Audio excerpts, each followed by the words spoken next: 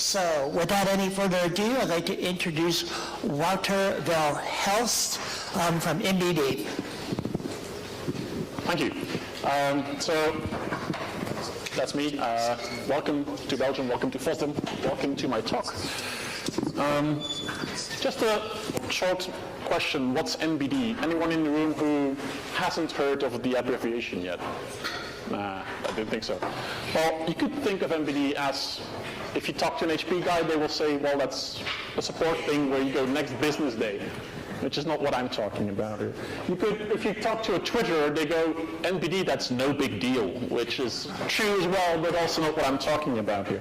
No, NBD that I'm talking about is a network block device. That's the downside about three-letter abbreviations, of course. You've got multiple expansions. Network block device, we say network because it goes over TCP. We say block device because it only does block devices, not character devices, in contrast to some other networks, well, other protocols that do similar things as NBD. And it's actually a fairly easy protocol to understand and to implement, and that's what makes it so interesting, in my opinion. We could actually say support for NBD by NBD is NBD, if you just check the three abbreviations. Anyway. I did something wrong. No, I didn't do. A little bit of history. Where does NBD come from? Originally, it was written by Pavel Marczek and submitted to the kernel for Linux 2.1. I think 109, but I'm not 100% sure. It's always felt to me like he did it in a sort of overnight hack. Can we do this? Is this possible? Can I do swap over TCP? Oh yeah, I can. Wow, now I've got this thing, it works, what do I do with it? Let's submit it to Linus, and he got it into the kernel. And here we are 20 years down the road, and it's still there, and it still works. His original idea, however, didn't actually work very well until a few years ago. But yeah, well. In the late 90s, VMware did their VMware desktop for Linux, and they shipped it along with that, they shipped something called, I'm not sure anymore what it was called, but it was something that did pretty much the same as QEMU-NBD, allowing you to mount virtual hard disks on your host system and just copy things from there. After a few years, though, Pavel got tired of maintaining some overnight hack from 5 years ago, and he passed maintenance on to two different people. For the kernel bits, he talked to Paul Clements, who'd been working on it a bit, and I did the userland devices. For the next few years, I just fixed minor bugs and tried to get it to be a bit more reliable, etc.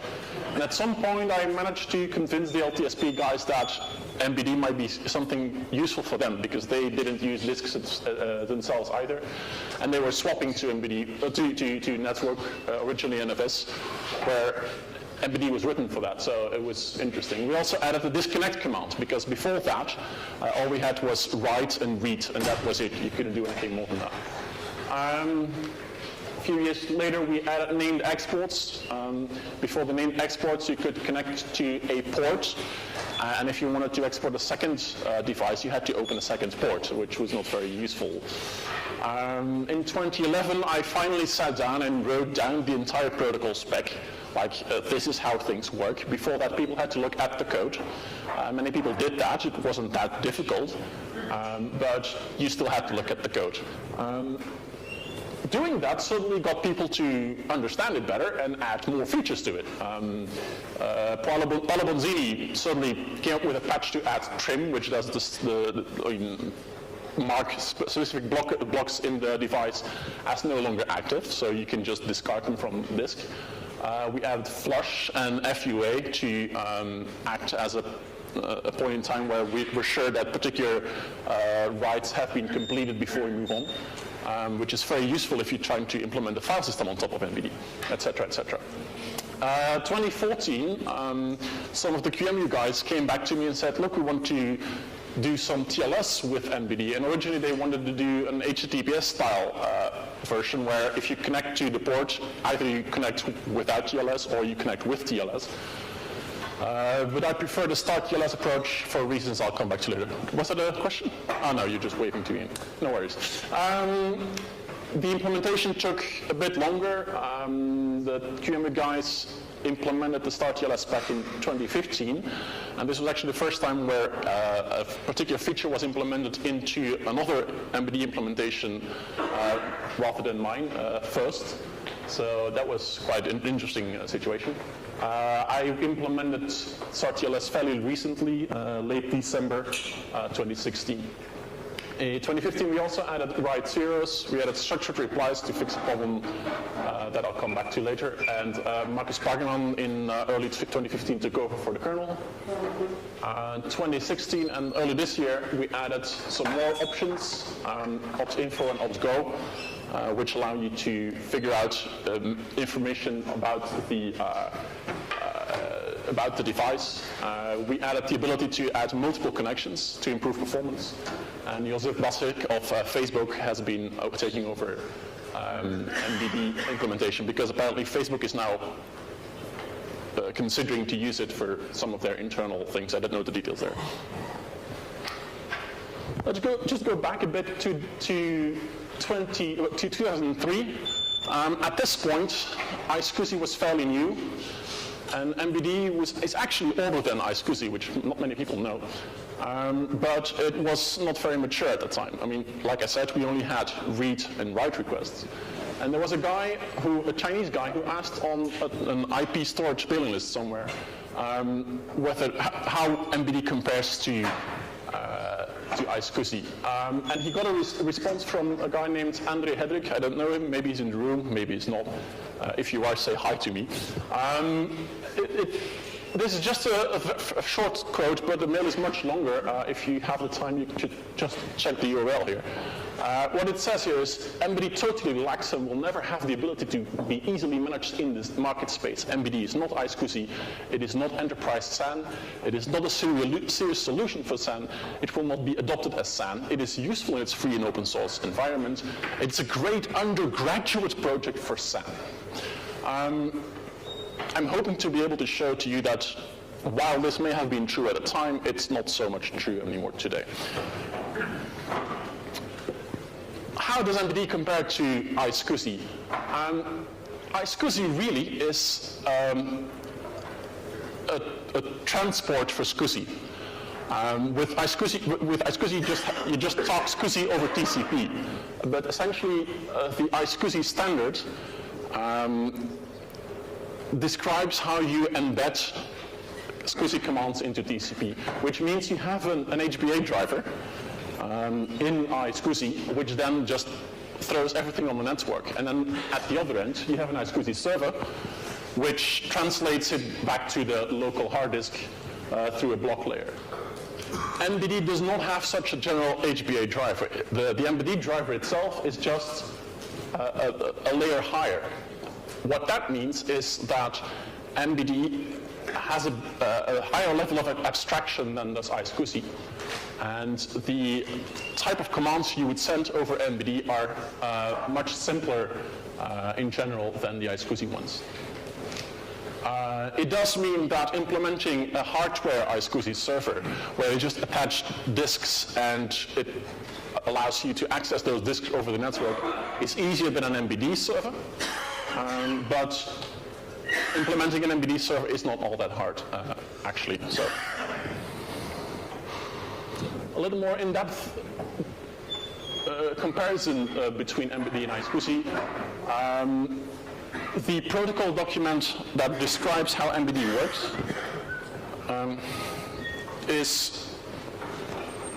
it's fairly short. I can show you in a moment. It's a self-contained spec. What I mean with that is, if you've read the entire protocol from top to bottom, you know everything there is to know about the MBD protocol. There is an RFC that describes how iSCSI works. It's RFC 7143. It is the consolidated RFC for iSCSI. It is 295 pages. I don't know if there's anyone in the room who's ever implemented an iSCSI server. I don't think there is. I tried to look at the spec. It's just huge and impossible to read. It's extremely long. And once you've read that, you know how to embed SCSI protocols in TCP or on the network. What you don't know is what SCSI protocols to use, because that's a different document. It's not described in that one. So it shows you how MBD is much simpler. With MBD, we have an abstract concept of a block device. Essentially, for MBD, a block device is a device that allows you to read and write particular blocks of a given length at a given offset, and that's it. We don't do much more than that. With iSCSI, it's just a layer in a SCSI system. Any SCSI device, any device that speaks SCSI, could theoretically be used in an iSCSI environment. You could theoretically scan a document over iSCSI. I don't think anyone would do that, but it's theoretically possible. The addressing layer in MBD, originally it was just a port name. These days we have a server host name and an export name, and that's your address. In iSCSI there is a very complicated addressing scheme. I'm not going to go into details because this is not a talk about iSCSI, and I don't have that much time, but it's fairly complicated. MBD versus iSCSI. MBD doesn't have any hardware implementations that I know of. There might exist some, but I don't think that exists. Whereas iSCSI does have that. That is one of the advantages that iSCSI does have. It is widely implemented. MBD is mostly popular within Linux and free software environments, which is not the case for iSCSI. We do have encryption with TLS these days. With iSCSI you don't, although most implementations do support IPsec. And then you can authenticate with TLS certificates or chat for iSCSI. There's the other protocol called ATA over Ethernet, which I'm not going to go into too much detail here because ATA over Ethernet isn't something that QEMU supports, whereas iSCSI does. ATA over Ethernet is fairly simple to iSCSI in theory. It uses the same abstraction, same system of sending commands over a network. It's much less popular though. There's essentially just been one company that specified it and made their devices, but they've gone bust now. So it's not really being developed anymore. It's much simpler though than iSCSI is. So if you're looking for simplicity, that might be a better option. But they don't have encryption, they don't have authentication. The protocol isn't being developed anymore. You cannot route it, which you can do with iSCSI and MBD, so there's quite a few downsides there. If you compare things in a nice looking table, at least I hope it's nice looking, if it isn't, just tell me. I also added fiber channel over Ethernet, which essentially takes all the bad bits of iSCSI and all the bad bits of ATA over Ethernet, combines them and adds some of their own, so it's not a very good looking part of the table. I think you'll agree that the two leftmost ones are the most interesting ones. MBD has a very simple protocol, as I've told you, but I haven't shown. Let me just fix that, sorry.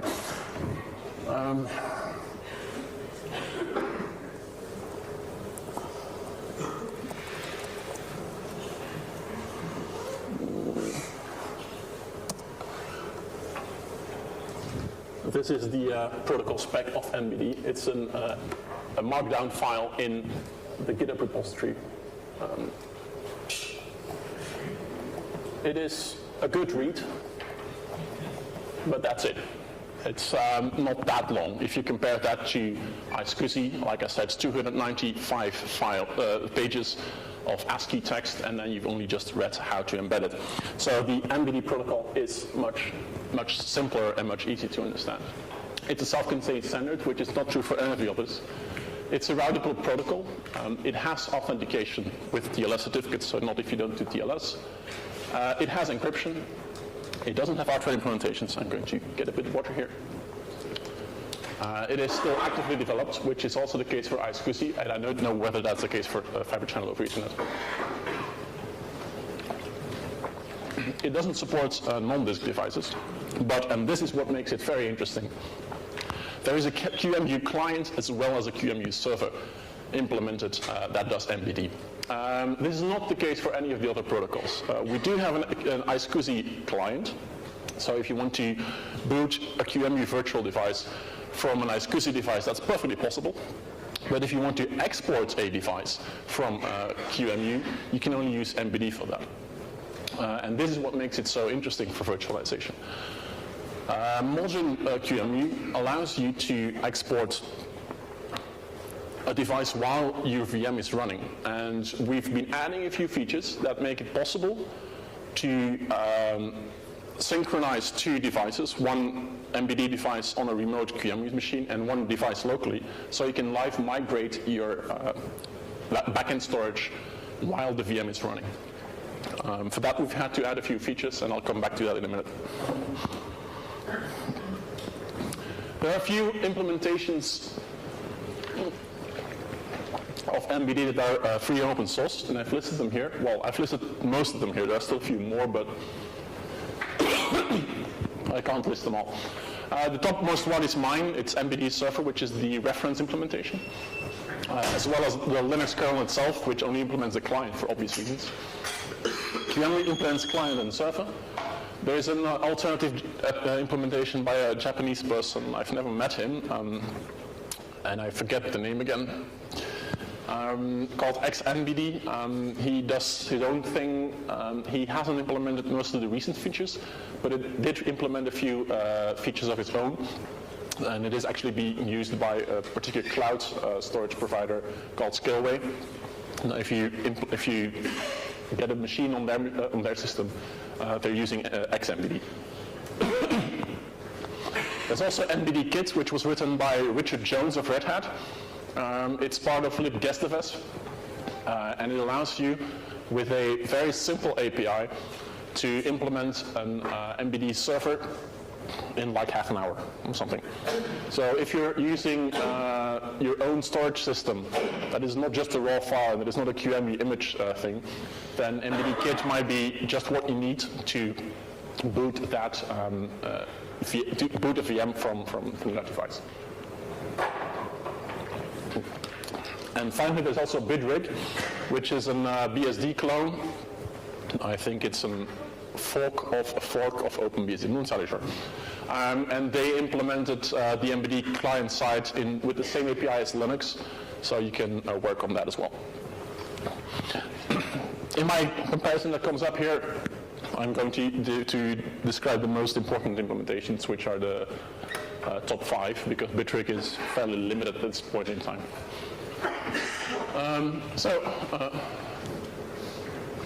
Actually the top 4.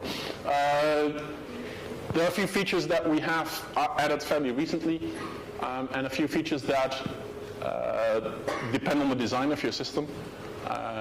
So the first one is, can a server export multiple devices at the same time without requiring multiple instances of the same server? MBD Kit can't do that right now. I understand that Richard is working on getting that possible, but right now it's not possible. It is possible for QEMU and for MBD Server though. If you have a client connection that you connect to the server, currently if you just use just a single connection to your server, then you can get a bottleneck on that one connection, and Josef Basik of Facebook has actually discovered that by using multiple connections and BlockMQ in the Linux kernel, you can get quite a performance gain. So Linux 4.10 is the first kernel that implements that feature. So if you use MBD on Linux 4.10 with MBD client 3.15 or higher, then you can use multiple client connections, and you will get quite a speed up there. QEMU doesn't implement that yet, at least not in version 2.8. MBD Kit is only a server, so it doesn't implement that part.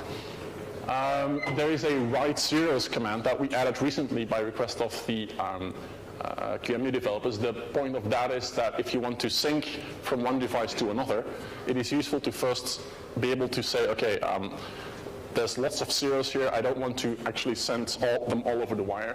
So write zeros is just an optimization that you just send a command saying there's 2 gigabytes of zeros here, just write them. TLS support is fairly recent. We've implemented that in MBD Server and QEMU. We don't have kernel-side TLS, and MBD Client implements TLS by proxying the TLS to the server through a little proxy, which then just decrypts it and then writes it to a Unix domain socket, or a socket pair. So you can actually connect your Linux kernel to a TLS server, but you cannot do that if you want to swap and not deadlock your system. So for that reason, the -swap and the TLS options in MBD client are, well, if you try to use them together, the system will just barf at you and say, no, that's not possible. And then the one feature that MBD Kit has over the other implementations is that it's extremely easy to add your own server backend. MBD Kit has plugin APIs for Perl, Python, OCaml, C, and a few others that I forget. I think Ruby too. So whatever your favorite language is, I'm sure MBD Kit can use it, and you can just implement reading and writing of blocks in that language, which makes it easy to export an image from, or maybe even generate on the fly if that's needed. The protocol is evolving on a constant basis. How do we do that? Originally, somebody came up with an idea, I would implement it, and we would be done. This is about 5 or 10 years ago.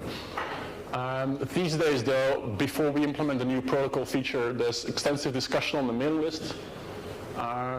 Then we write a spec, and then somebody writes an implementation. That's either me or somebody else. And then experiences of that implementation are merged into the spec if that's needed, and then the spec is formalized and made part of the formal. Was that a question? No, okay, sure, no problem. So and then the spec is formalized, and the changes are merged into the main spec. There are currently a few outstanding protocol changes that have been discussed and for which a spec is complete but that aren't implemented yet. The first one is structured replies. And the reason we need those structured replies is that currently the MBD protocol does have the ability to signal an error, a read error to a client, but the fields in the response where that error goes is in the header, not in the footer. So that means if you send a reply to a client, you have two options. Either you can send the header without reading your data and saying, well, all is fine, all will be fine.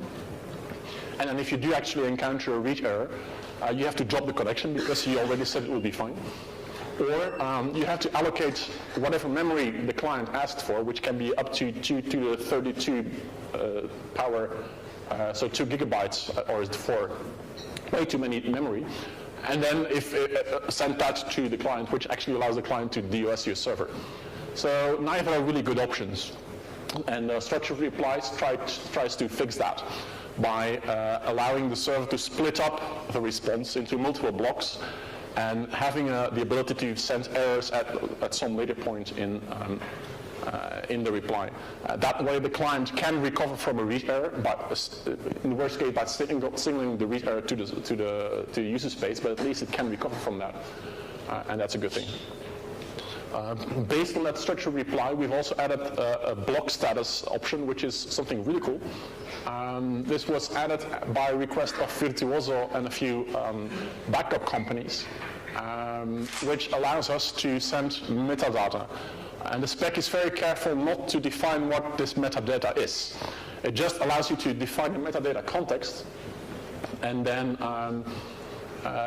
in the original phase, in the negotiation phase, and then during the transmission phase, this metadata context can be queried, and then it could mean anything. It could mean things like this part of the block device has been backed up, and you don't need to read again for the incremental backup. Or it could mean this part of the block device has not been allocated yet, so if you try to write to it, we might give you an space. Or it could mean anything, essentially. The spec allows for extensibility there. So by using this, it would allow you to make an incremental backup of a VM that is currently running, based on a snapshot, etc., etc. And that's actually the main reason why we added this option. And there's also a second one, which is the info and go thing to fix another issue we have in the negotiation phase. Currently, if you select a named export, but the export name doesn't actually exist, there's no way for the server to say that other than to drop the connection, and info and go try to fix that by making that a bit more generic. We've also got an extra option that we're currently discussing. It's not, the spec isn't finished there yet, but the feature is to allow an active resize from the client. So the client can say, please make this block device now that big rather than the size whatever it is right now. That hasn't, I mean, the spec still needs some finishing up, but it looks like it's going to happen. Right, demo time. What time do we have right now? Oh, slow time. Essentially, where do I do that? Is that readable? Yeah? Okay, awesome. Essentially, I'm going to run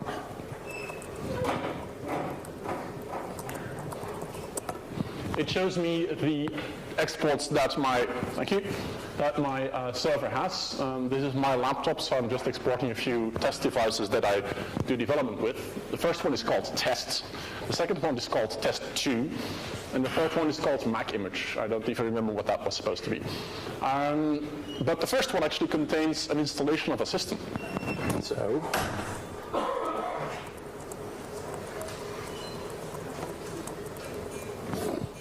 I can, with this URL format, I can tell QEMU that if I want to connect to an MBD device at that location.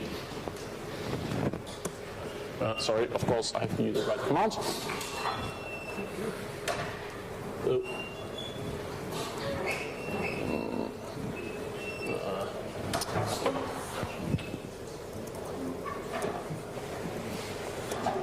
That should be better. So now we have a Debian booting. I don't know if you can see it, but yeah.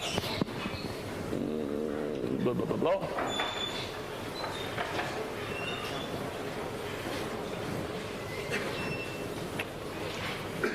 It takes a moment. Oh.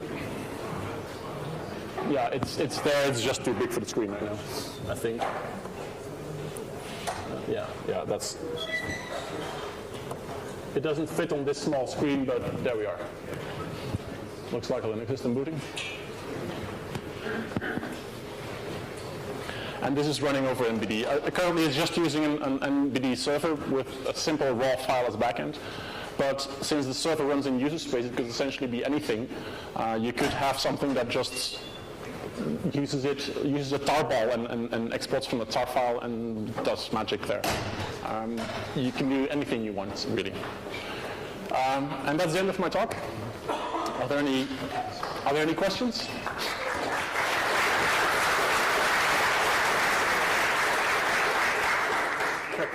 Right there. I'm trying to back. Yeah.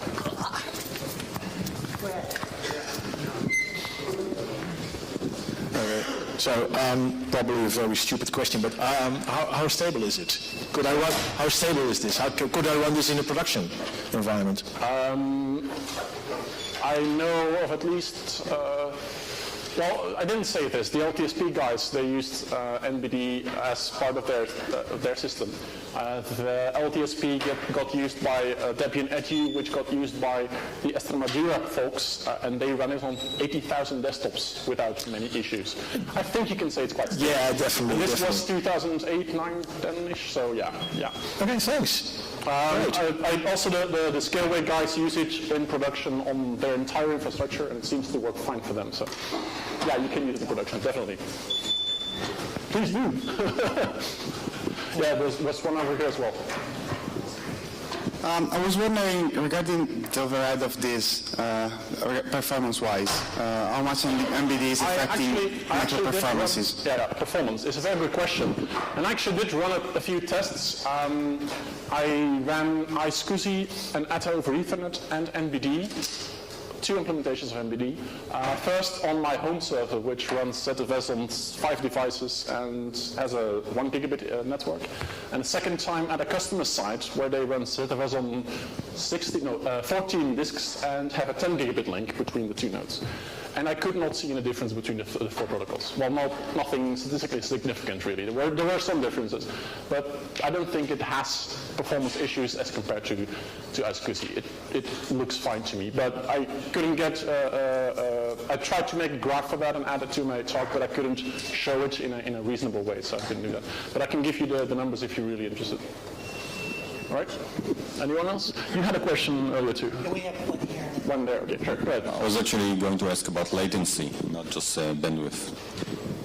Well, it runs on top of TCP, so if you have a TCP issue, then you have an MBD issue. But essentially, the overhead is very small, and we have shown that it's faster than using a loop mount on an FS device because you've got way less overhead. The packet, I didn't add that because it would get too technical, but the packet, the request packet is, I think, 5 fields, and the response packet is that much field. It's actually 3 fields worth of data, so it's very small and fairly low overhead. So latency is fairly low, but it depends on the size of the request, of course. Yeah, I wonder about scalability. How do you do this with one TCP endpoint? Do you have in mind something kind of about load balancing that and referring to a cluster? Can you do something like that? So the protocol spec actually defines what happens if multiple clients connect to the same device through various means. So we added that before because of the multiple TCP connections to the same server. But there's nothing in that spec that requires them to be a single server. My implementation doesn't implement that. The kernel doesn't check that, but you can essentially, if you wanted to, if you had several servers which had the same backend somehow, or which synchronized somehow, and which synchronize on the same synchronization points that are defined in the MD protocol, then you could perfectly well load balance on several servers.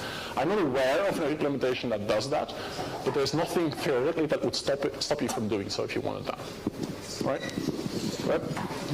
Any experience from running RAID on top of NBD? People have done that successfully, yes. RAID on top of MBD.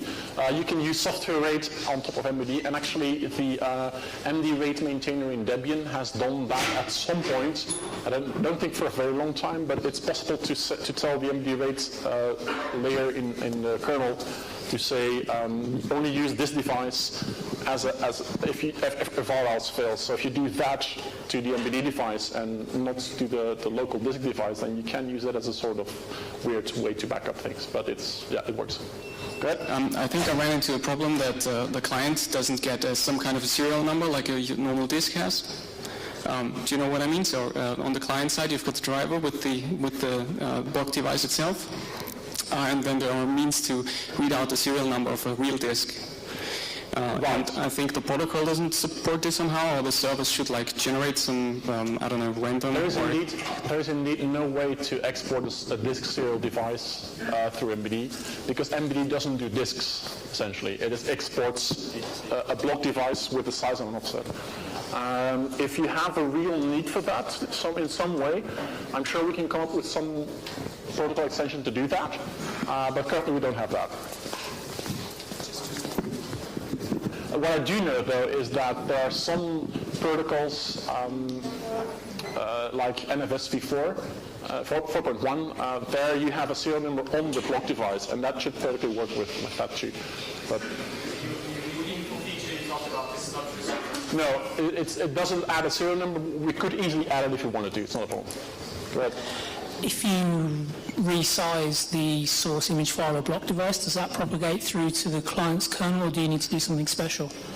So you resize the device on the server side. Currently it doesn't, but the active resize, the intent is that it would do that, would have the ability to signal that too. But currently it doesn't. So no. Any more questions? Right there. Many questions. I think that means that my talk should be better, or people are very interested. That's cool. I don't know. Go ahead. So can be used with multipath? With multipath? Yeah. So the multipath I was talking about, I think, of BlockMQ. I haven't tried that. But I don't see why not. If you can tell multipath to track to 1 and 2 MBD devices, in theory it should be possible. Okay. I haven't tried it myself. Second question, sorry. I have read about TRIM support, so I believe About what, sorry? Yes, tools like Chemo, Sparsify could be used. Are that working to retrieve the space? Oh, right. So we did add the block info thing, and that will tell you, that will have the ability to say whether the file is sparse or not. If the server supports it, and if the server knows enough about the backend, because the server might sell be a VM, we don't know that. We can't guarantee that the information is correct, but there is a means of signaling, let's put it that way, of signaling that there is, whether or not the backend is sparse, yes. Go ahead. 5 minutes. Any more questions? Yeah, over there. Hi, if you've not specified the meta information, do you have, or do you expect some, how do you expect that different clients work with this meta information? I'm on the wrong side. Let me just go to the actual spec maybe. If I have it. No, I don't. Here we are. Cool stats. Here. So,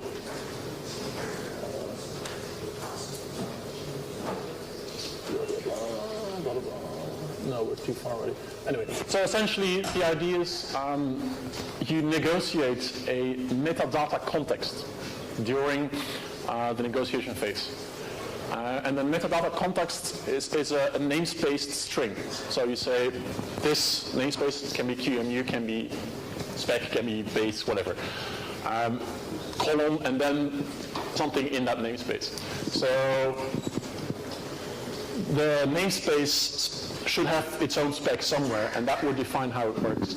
And then during negotiation, you can say, I want to see this particular metadata context, and I want to use it. And then during the actual phase where you want to read the transmission phase, where you want to read the information, you get a metadata context ID that refers to whatever you negotiated at first. So it allows people to add as many contexts as they want. So it should be fairly flexible. There are two contexts, there's one context in the spec, which is for sparseness. That is defined in the base spec itself. But you can add as many as you want. And QME is probably going to add a few, as I understand. More questions? Yeah, go ahead. In enterprises, usually you have the assumption the storage is always up and never break. Right. There is some support for NBD clustering or something like that? Not at the NBD level. There has been an unreliably implemented option to allow a client, when the connection drops, to maybe recover. But that hasn't been very reliably implemented in the kernel. Theoretically, you could do that, but it is some area that I do think we need to improve on. It's not quite there yet. But as long as your server remains up, all should be fine. With the multi-connection stuff, I just saw a patch pass by yesterday, or maybe it was this morning, not sure, from Joseph, where if you've got like 4 connections and one gets patched, we move on with just 3. If you use multipath on top of MBD and one of them drops, then you still have another connection.